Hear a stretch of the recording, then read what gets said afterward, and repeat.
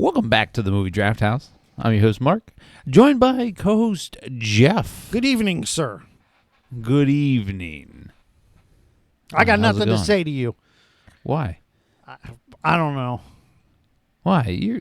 You're salty today, and I don't know why. Why are you so salty? Well, so here's what happened. Yeah, let's do it.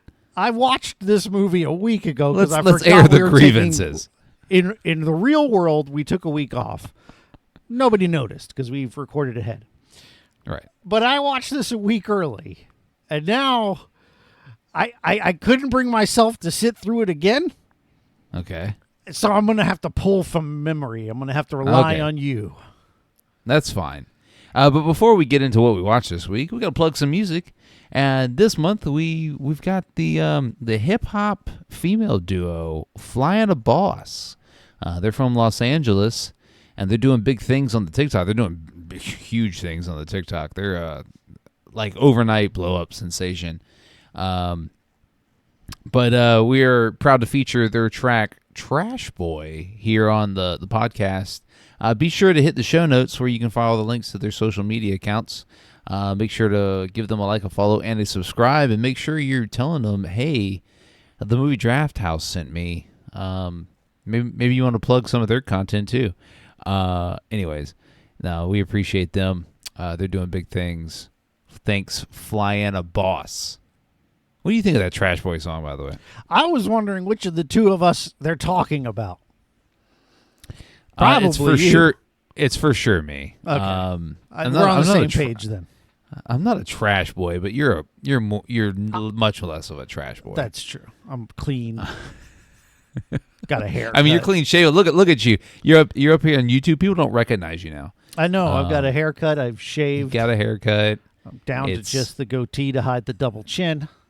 I mean, and now I'm ready to talk about a movie because right. This month we're watching movies starring an actor playing multiple roles. And this week we watched Legend from 2015. It's rated R, runs for 2 hours and 12 minutes, and it stars Tom Hardy as Reggie and what's the other one's name? Reggie and Derek. Derek, yes, him. He is Reggie Cray. No, damn it, I didn't want to do that. Anyway, I clicked on Ronald. his name. Okay, Ronnie and Reginald. They are the Cray brothers. They run a mob group in the UK. They are the mob group. They don't run a mob group. They're the kingpins. I mean, they do run it, but yeah. Of a mob family among other mob families. I mean, there's another rival mob family in the area that they end up taking over partway through the movie. Anyway, this movie, again, the titular, well, not titular, but Tom Hardy is playing twin brothers, one of which is Reginald, who's the smart, handsome, clean-cut, level-headed, relatively, at least at the beginning of the film, guy who is running this organization. And his brother, who is Ron, is in the mental institution, and they're able to get him out because, basically they threaten violence. And that seems to be the biggest mistake you can make, and it is the catalyst for all that happens for the film. This is based on a true story as well. Yeah, so you had never seen this? No. I'd seen the trailers. I remember when the trailers came out, I was like, that looks like something I would watch. And I'd never seen it. You hadn't even seen the trailers? No, I knew of the movie, but I'd never watched the trailer. Well, I saw that the reviews were coming in, and it wasn't particularly well liked. It's got a good Rotten Tomatoes. I mean, an average, above average Rotten Tomatoes score. Yeah, the Metacritic's 55, but yeah. And I think that's about right. Like, it's just kind of the mob movies that I've seen, it's just kind of meh. Right. You want to know what I hated about this movie? And let me just get this right off my Okay, chest because it's here probably the to same start thing it. I hated. Because there's one moment It's- in the film, not just one moment, but there's a. Go ahead. I don't want to steal your thunder. I had to turn on the fucking subtitles, man. Because Legit everyone's the totally Tom Hardy's accent is so God. thick in It's- this movie. I mean- I had to do the same thing. I had to turn on subtitles. It is in like everybody's accent for the most part, and we're talking about a British accent here, so we're not talking about like, some They are language Cockney British accents, though. Oh, They it is thick. You have to be looking at the screen to really tell what they're saying. So when I turned on the subtitles, I was like, "Damn, I really don't want to read this movie because it is Right. in English." And sometimes I have to do it because it's on my TV and the sound's not quite as good. But most of the time when Right. I'm watching movies, I've got earphones in, and I can usually hear perfectly. Even with that, I needed subtitles for a lot of what Tom Hardy says, and there's a lot of important dialogue that goes by, and I don't know what they're saying. Right, and it is a movie. It's a mob movie, and most I guess most mob movies are, very dialogue heavy. Oh, And- for sure. Like if you think of the Scorsese ones, and Yeah, yeah, for sure. and this is no exception. But what I did not like about this movie was that, and Tom Hardy acts his ass off. Let me get that. I'll get that out of the way too. Tom Hardy's great in this film. I agree. Um, And he plays it- very two distinct characters, yeah, Right, They're and- totally different. and you know which one is on screen. It's very Right. clear who's who, and part of that is wardrobe, but the majority of it is actually his demeanor when he's in Yeah. each character. Yeah, and Tom Hardy, he's a phenomenal actor. I love his body of work. I make it a point to see most Tom Hardy films. I hadn't seen this one, but he's a super talented actor. He probably deserves a better filmography than what he's gotten. But here in this film, he's magnetic, and every time he's on screen, you pay attention is because he commands the presence that way. And so what I didn't like about this film is the writing.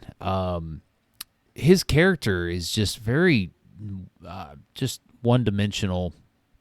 Both brothers are I just very think one-dimensional. one of them is more one-dimensional than the other. The main brother does have an arc. He Yeah, sure. changes throughout the course of the film, whereas Yeah, Ronald is unhinged throughout the whole film. But I want to know. We're getting essentially it's a biography here, but I want to know more about these brothers, and I want to know why they are these kind of kingpins of this part of London. And we just never really get that, and we're just meant to assume that hey, they're successful mob guys. They run parts of the UK here, and they're feared, and that's the voiceover we get at the start of the film. Like, so at the beginning of the film, the clean cut Tom Hardy, Reggie, is walking through town. He's saying hi to people and waving, and everybody's happy to see him. He's being tailed by two police officers who he knows they can't really do anything to him, even though they know he's a mobster, but he has done enough to kind of cover his tracks, and they're just kind of tailing him, and he knows it. And but he's welcomed by everyone in the neighborhood.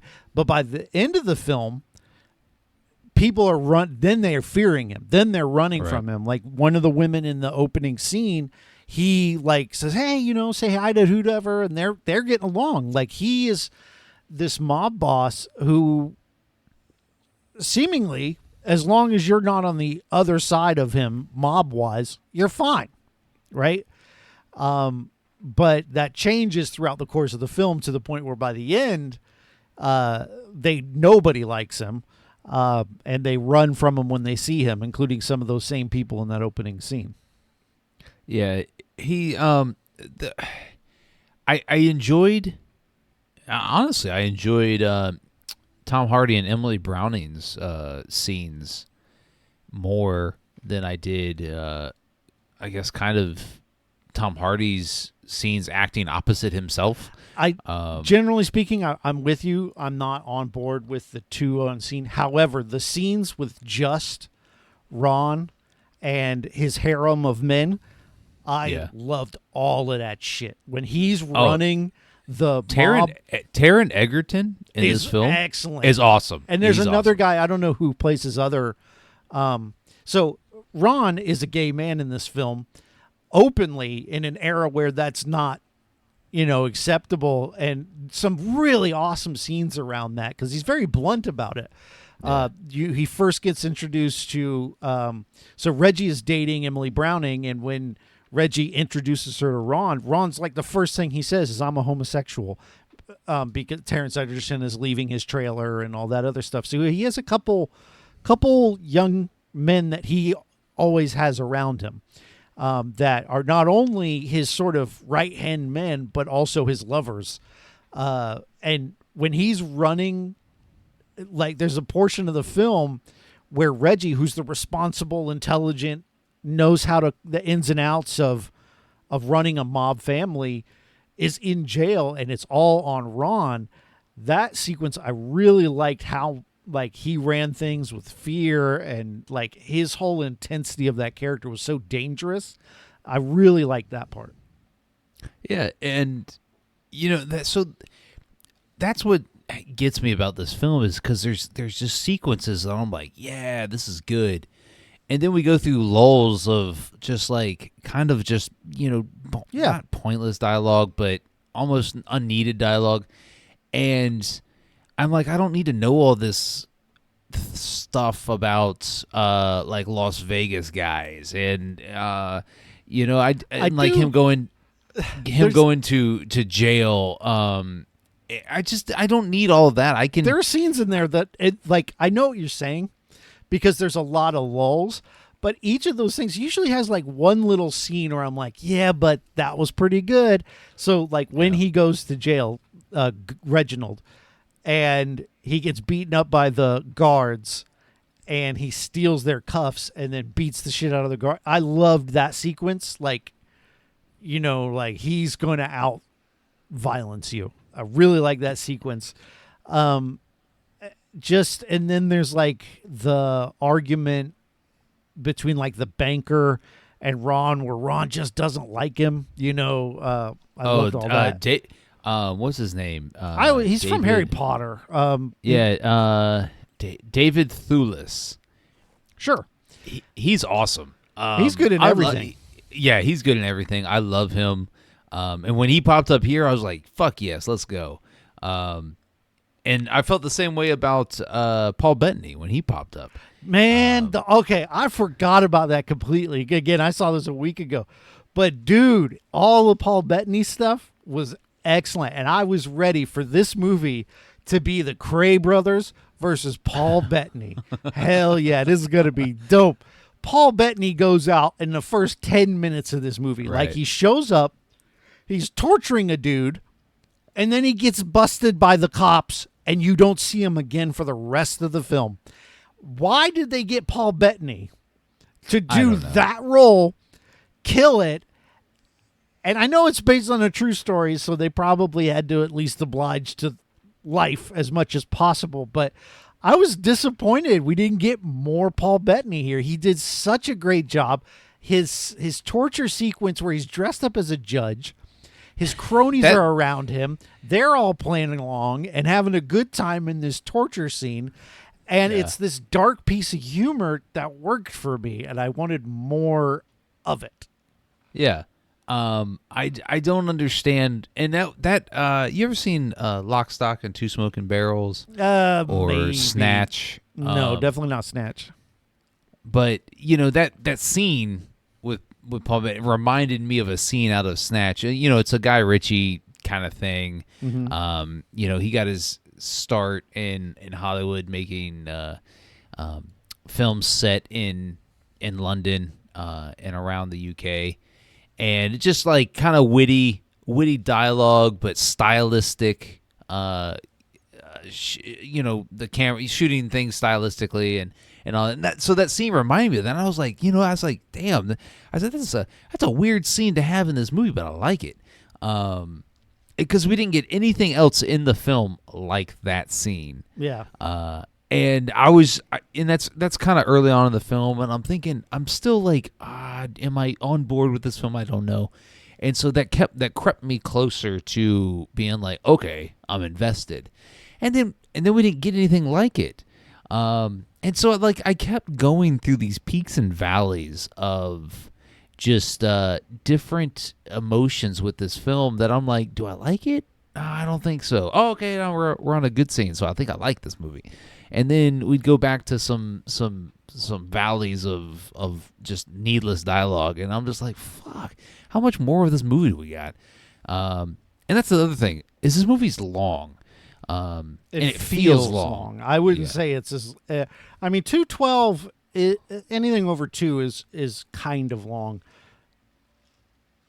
but it's not. It does like some other shit we've watched long. But it does, right? And it's not a Troy where it's right. almost 3 hours, but it does feel like you feel the runtime here because it's so dialogue heavy, and the film looks great.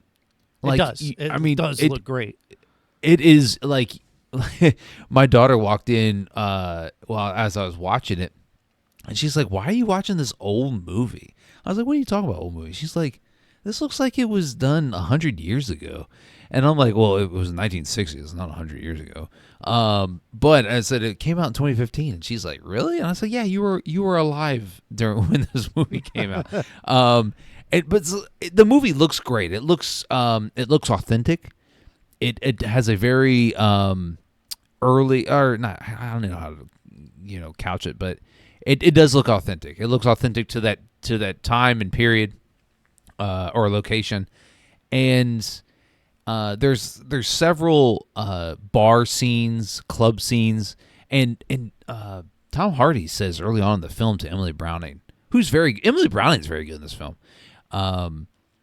He goes, she's like, "Do you ever get tired of being a mobster?" or whatever she says. Yeah. And he goes, "I'm not a mobster. I'm a club owner." Yeah. And he takes offense to it. It's like he honestly thinks that what he's doing is not mob business. It's just him running a business. And I enjoyed that is because I could get behind some of the motivations behind his character. And so I enjoyed that aspect, but then it got to be like, all right, we got some feuding brother type stuff throughout the film. And then by the end of the film, the good Tom Hardy or the well-kept Tom Hardy is neither of these guys are good. Right, he's venturing into that detestable range, and so up to that point, you're kind of like rooting for him. Right. So you're at the beginning of the movie, you definitely are, right? But then he physically abuses his wife. Emily Browning. That scene, and then so she's like, "That's it, I'm done. I'm moving out." And so as she's moving out, she runs into Ron, who throughout the film is the violent guy. He's extremely violent. Well, he's kills without regard. He's diagnosed as schizophrenic. Yeah, but he looks at Emily Browning and sees the shiner she has and says, "Hey, that's too far. That's a road too far. We were taught better than that." And then that's kind of like what they would call in wrestling is a double turn, where one guy's now the bad guy and the good guy. Oh, man, the bad guy's now the good guy. Corner. I'm so excited. Yeah. So are you? And she kind of leaves the picture. So one of the things that this movie did that kind of annoyed me. She narrates the film. Yeah.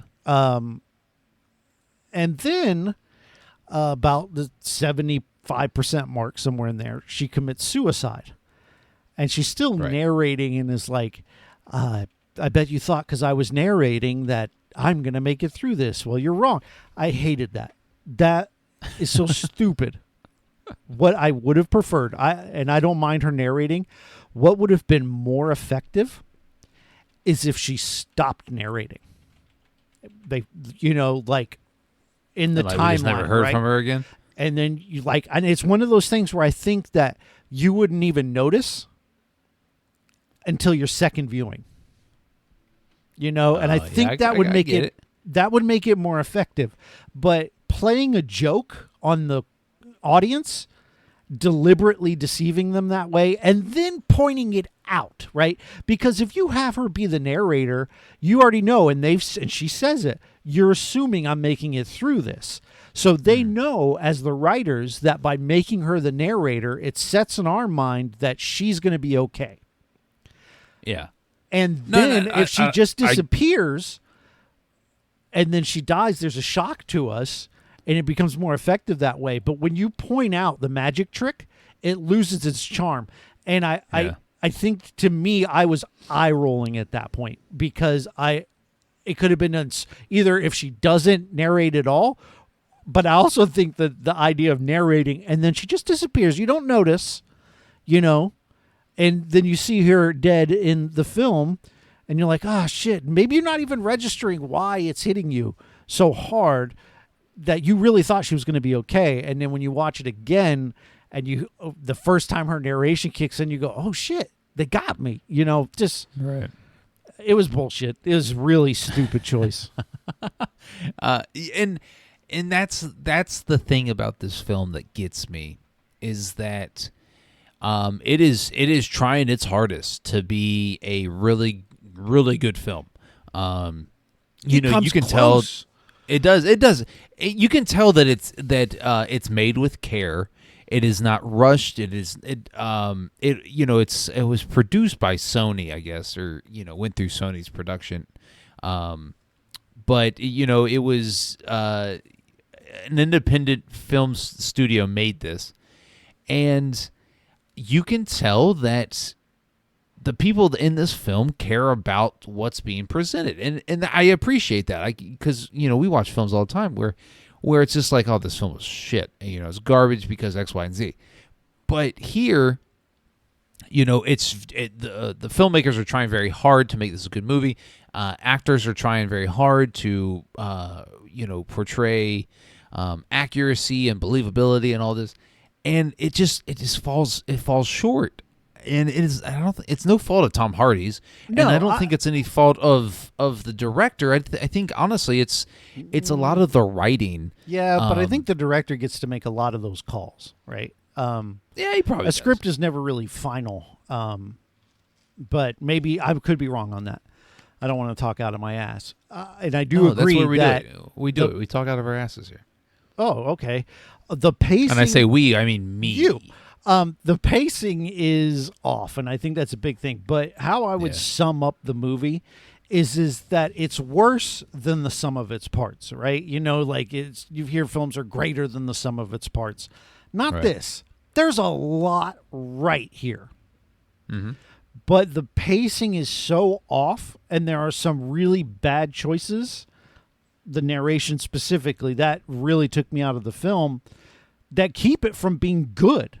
That take it from being a film with just really incredible scenes. The scene, like the last scene of the movie, is really tense because essentially, so Ron hires this guy Hat, Mr. Hat or whatever. Literally, his name's like Hats or something, and to go kill their banker guy.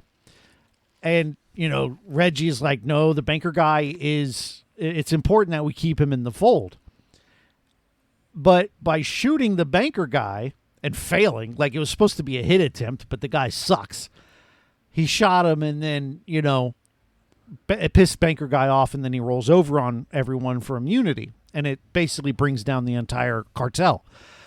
But at the end, there's like this party, and let's say good Tom Hardy, Reggie comes in, and he's pissed, right? His wife has killed herself. He's lost his... He can't... Like, they do a really great job there's so much good stuff in this movie that just why is this such wasted potential? But like the whole thing is there's this respect for their mother.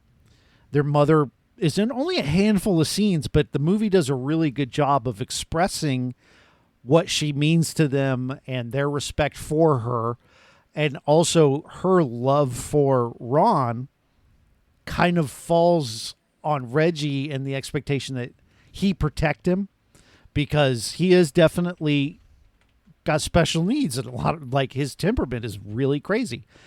But so the scene comes at the end, Hats comes into this party and Reggie's yelling at him, and basically Hats calls his bluff. He's like, he's not going to do shit to me. He starts to walk away, and Tom Hardy, Reggie, brutally murders this dude in a crazy stabbing scene, and it just kind of goes on, and it's really effective. And then he goes up to his brother, and Ron's like, why did you kill that guy? He's like, because I can't kill you. And then he leaves, and that's the end of the film, and it's an effective ending. Yeah. It's just these really great scenes in an overall package that's kind of meh. And I don't know if I could put on maybe if you tightened up a little bit and I fell in love with the characters a little more, at least they made a little more sense to me, then maybe it works, but it just kind of fell flat to me. I agree 100% with you. That scene that you're talking about, it's jarring how violent it is. It's because he's repeatedly stabbing this dude, and it's just like, what, like 40 times. Did they even say? I think they even said some point in the film, like, how many stab wounds this dude had. Yeah. And it's the one scene is because the film kind of shies away from the violence in that this one film dude up shot to that point. Forehead. Nah. Yeah. There's the guy that Ron kills that kind of starts the whole. Well, downfall. like the bar scene where him and Reggie and Ron go in, and I love that scene. Yeah, I mean, it's a good scene, but like the violence, the real graphic violence of that scene isn't really shown. It's a fisticuffs brawl, But Ron kills several people with a hammer, and then that's right. he's killing just beating this guy to death with a hammer at the end, and you get a far off shot of that. But then at the end, where Reggie's stabbing this guy 40 some times, that's the first real time you see Reggie just lose his shit. Yeah. Other than there are more mild there's when he beats his wife, right? And the whole time again off screen. Well, yeah, but it's clearly happened. Yeah. Right. And in this film, though, the first half of the film is this romance, is him throwing her favorite candies at her window to get her attention. Yeah. And them having a very adorable romance, and by the end of the film, though, and he doesn't even feel bad about it, or at least he doesn't let on, right? I think that's where this film actually goes wrong and makes the detour of being a good film to a meh film, is that it did not stick with the romance longer. It kind of rushed through the romance of Tom Hardy and Emily Browning, and they have really good chemistry, I think. Well, it got them married, and then he basically got married. She married him on the understanding he was getting out, but of course he didn't. Right. And she said it lasted like 2 weeks or whatever. They went on their honeymoon, but they're back at being gangsters. I wanted more of those two characters together, and regardless of the setting, because they have such good on-screen chemistry. It didn't really matter to me if they were it was a romantic scene or it was a scene in the jail where she's visiting him. I wanted more of those two, and we didn't really get in the second half of the movie. We didn't really get enough of that. And Emily Browning is a very good actress, and here she's doing her best to, I guess, kind of keep things because she's the catalyst. Her and Ron are the catalyst of the entire films, the characters, And Reggie is the the central figure, but he's doing everything based on what's going on with Emily Browning's character and then his brother Ron. And that essentially drives the film. And so when he goes to prison and Ron has to run things, we get eccentric Ron, unhinged Ron, and that's fine. Those scenes are fine, but we don't get enough of Emily Browning's character to bring up kind of the slack, and the film suffers for that. Also, I have to point out, she is, Tom Hardy's not a tall man. I looked it up. He's 5'9". It's not. I mean, that's average. A lot of Hollywood actors are apparently roughly that height because there's something about filmmaking that actually benefits somewhat of a medium stature. But he is 5'9". She is 5 foot, and you can tell it in this film. Yeah. She is a tiny woman, and some of the scenes are, and like because the film kind of goes out of its way to like showcase it. Like the first scene where Reggie meets her character in the doorway of her house. She's standing on the step or in the doorway, and they're kind of eye to eye. And then she goes down a step, and she's significantly shorter. And then she steps back up on the step, and you're like, why are they fucking showing that? It didn't really make a whole lot of sense to me. And then later on the film, he goes and picks her up for, I guess, like a date or whatever. And she's wearing, like, flat shoes or whatever. And she is, like, little people height. It is crazy. I just had to point that out. It's weird. It threw me for a loop. I was like, is Tom Hardy a small man? Is he a tiny man too? Is he Hugh Grant and Willy Wonka? What the fuck? The height corner. Listen, let's not return. I don't want to be in the height corner any further. Nobody puts baby in the height corner. You're a tall man. You're a more than average height man. Yeah. I'm a what would be considered a more than average height man. I'm 6 foot, 5'11" on a bad day. Tom Hardy, he's average height. Emily Browning's 4'12", man. 5 foot. Come on now, put some heels on that bitch. Damn. That's another moment where I must remind everyone that Mark's opinions don't necessarily reflect those of me. I had to do this a lot lately on both of my podcasts. Anyway, so one other scene that I kind of, going back to Ron and his character, I think is kind of one of the more interesting characters. Is there's the scene where they're meeting with the mob family from America, and they have this mutual deal that makes them both a lot of money. Essentially, the Cray brothers become money launderers for this mob family in America, and it just makes them a lot of easy money. But when they introduce them, the mob boss from the States is like, why don't you guys come over? I'll get you some girls. And Ron's like, I prefer boys. And then he talks about all the different, he's like, I'm not that picky. And he's been with all the people of different ethnicities.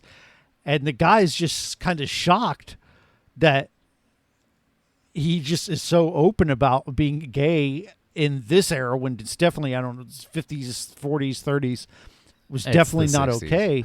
Or not well accepted. And he's just like, damn, you got balls on you. And like, I'm like, I dared that guy to say something because Ron would rip his fucking head off. Right. Ron's just that crazy of a character, and there's something endearing a bit about him, right? That there's this innocence to him almost because of his naiveness that I just found Ron to be the most captivating thing in the film. Yeah, for sure. And Tom Hardy, I mean, we've seen him play unhinged before. And he's very good at it. And his facial expressions in every movie that he's in, his facial expressions kind of take the cake, and it's not absent here either. He is as Ron, and a lot of it is makeup, but like the way they made his face and his lips look puffy. There's a lot of close up shots of Ron's face in this movie. He's got like a darker shade of red on his lips, and they make him look very British, I will say. His teeth are kind of messed up, and he's wearing the glasses, and he's talking in a real thick accent. It's a very British film. I was very immersed. But he's very unhinged. Tom Hardy is very unhinged here, and I enjoyed that. He is fantastic. If you see this film at all, see it for Tom Hardy, because I mean, I don't know, he only does movies like every so often these days. So especially nowadays, the strike and shit. Nobody's making shit. Yeah, nobody's. Watch, the strike will be over by the time this comes out. We'll sound fucking stupid. God, we're such dumbasses. Anyways, I don't know what more we can say about this film. Hey, did you know that Emily Browning was the main character in Sucker Punch? I didn't. I've never seen Sucker Punch. I'm not a fan of Zack that Snyder? guy, Zack Snyder. Okay. I saw it when it came out. I didn't realize that she was the main character. I might go watch it again. Very CG, that movie. Yeah, well, thanks. Very green screen. Do you recommend this movie? I can't. I don't. Tom Hardy's great, and the acting across the board is great in this film. There aren't any performances in this film where I'm like, oh, that sucked. It's just the movie hits too many lows for me to be like, oh yeah, you gotta watch this. I think there's better gangster movies out there. There's better Tom Hardy movies out there. But he's one of those actors right now that is captivating. And so if you watch it, you're not going to be sad that you did, because he's going to give you your time back in spades. But just as far as the story goes, it's not great. Too many like you said, too many wasted opportunities. Yeah. I wish I could say with more directness what really let me down in the film, because there are so many good moments and excellent scenes. I think there's more good scenes than bad scenes even. I agree. Yeah. But I never got hooked into the characters that much. And I think that's what kept me from being wholeheartedly on board with it. And so when the unforgivable moments happen, there wasn't enough good in there to offset it, I think. And so I can't really recommend it either. But it is one of those things where I could see someone watch this and be like, damn, I don't know what you're talking about. The movie's awesome. Like, there's that scene and that scene, and and I'd be like, you're right, those are great scenes, but there's just something missing for me, and I think it's in the character relationships or something there that's just missing that takes it from being good to great. I would say this is a good movie. It's just not great, and so right. I won't be recommending it. When two semi-professional film reviewers like ourselves, yes, get together and we have to watch things with a critical lens. Garbage Pail Kid versions of Siskel and Ebert. Listen, cut my jaw off and call me Ebert, but it is. What? We have to watch things with that man had like tongue cancer or whatever. I don't know. Wow, cancer jokes. Once he's again, dead. He won't hear them. I don't necessarily agree with Mark. What were you going to say? No, it's just, we have to watch things with a critical lens, and we have to save our recommendations for the things that are great. And I think for the most part we've accomplished that over the 2 years we've done the podcast. And so sometimes the quote unquote good movies they don't make the recommendation list, but that doesn't mean they're not quote unquote good movies. Yeah, we don't want to recommend average, but I will point out that I at one point recommended Drive Angry and you recommended Mars Attacks. And this film, I think, as far as has much smarter filmmaking than both of those films. No, this film is a better film than both of those. But no, we're not going to rehash the past. I'm just pointing out some of the shortcomings in our own system, which is fine. Is fine. It's fine. Anyways, Jeff, what are we watching next week? You picked some horse shit from the guy who I don't like. Like, you like picking shit I don't like, I think. Darren Aronofsky. That's the one. And it's called Fountain. And fortunately for us, it does star... The Fountain. Well, who gives a shit?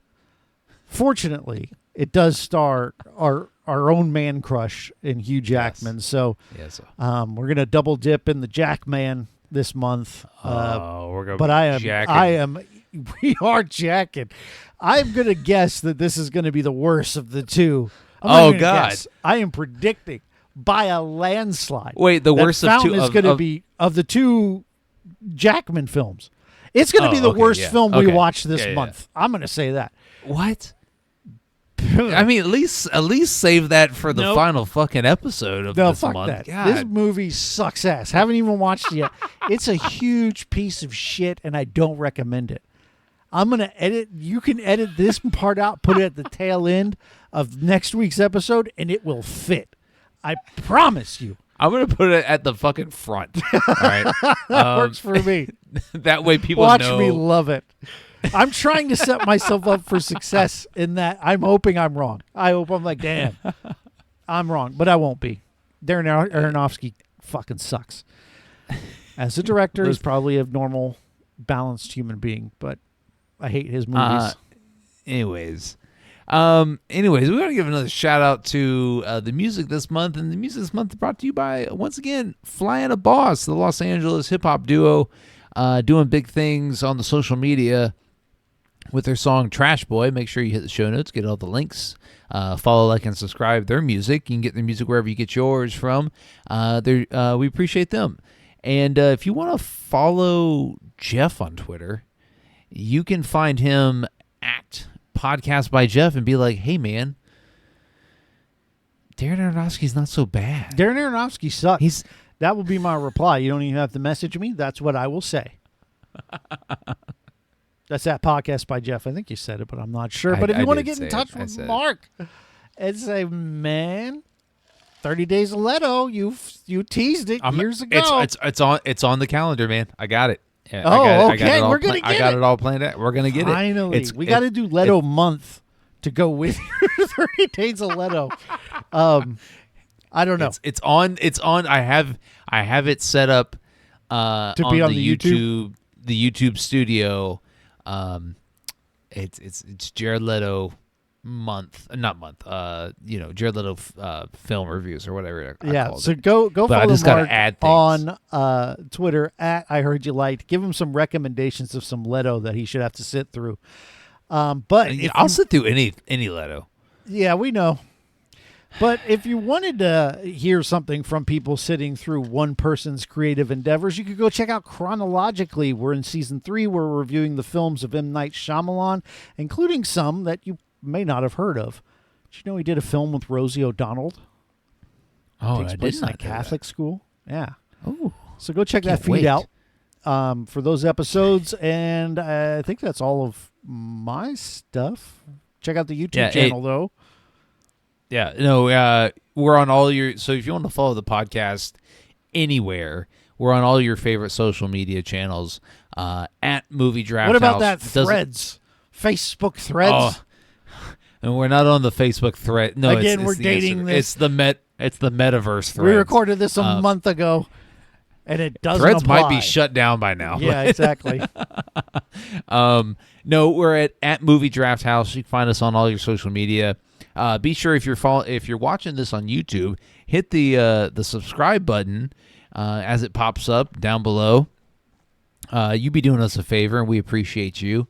And make sure you don't miss any future content. Mark's we've been got dropping bombs on the YouTube channel. I've been one, but at least there was a film called Lady Blood Fight. Damn it! I put the YouTube channel on my back. You really have. Currently carrying it, but I can't, man. It's really hard. It's really hard. It's fine. It's fine. You got a lot going on. I understand it. I'm I'll try willing to get put in another the one work. done. I was watching this movie on Tubi called Ninja versus Ninja. It's one of the best, worst films I've ever seen. I am going to finish That's perfect. I try to do a perfect. review for it. It's fucking amazing. Anyways, you can. So if you're subscribed to the YouTube channel, you're not going to miss any 5-minute reviews. I'm watching a ton of shit. He really does. You reviewing watch too much stuff. I do watch too much stuff, but I watch it for our viewer benefit. So, anyways, appreciate you all letting us do our thing here. Jeff, any words of wisdom? Gonna scroll down to the quotes. Make sure okay, you're not there giving aren't us a any. Fountains quote. Okay. Nope. Fuck Bated off, breath. everyone.